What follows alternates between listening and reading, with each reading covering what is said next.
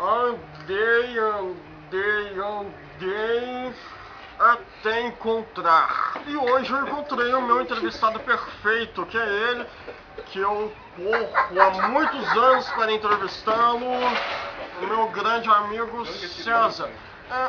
Ô César, você é de Lagoa da Prata mesmo? Adoro.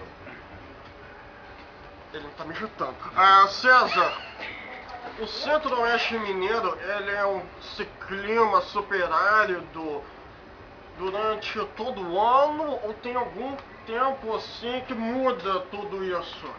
Detesto. Ô César, eu faço as perguntas, você tem que responder conforme as minhas perguntas. Eu vou começar de novo. César, você é de Lagoa da Prata? Adoro.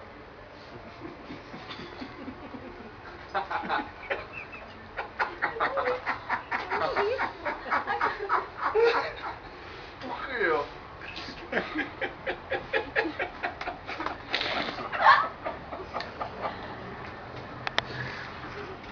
César, você é de Lagoa da Prata? Detesto. Dá uma porrada no final. Deixa uma porrada nele.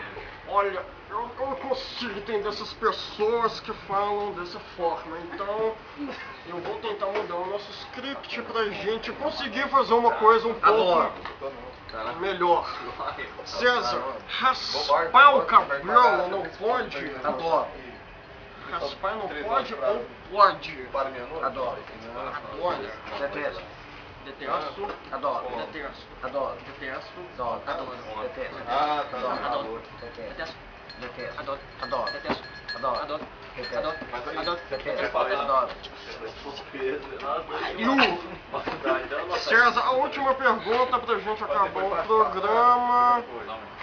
Você tem namorada? Eu confesso estar um pouco interessado em você. Podemos conversar depois do programa? Adoro.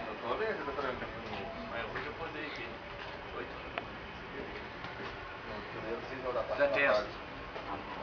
Adoro.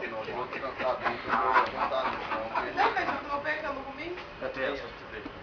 Calma, Adoro. deixa eu passar. Adoro. Detesto.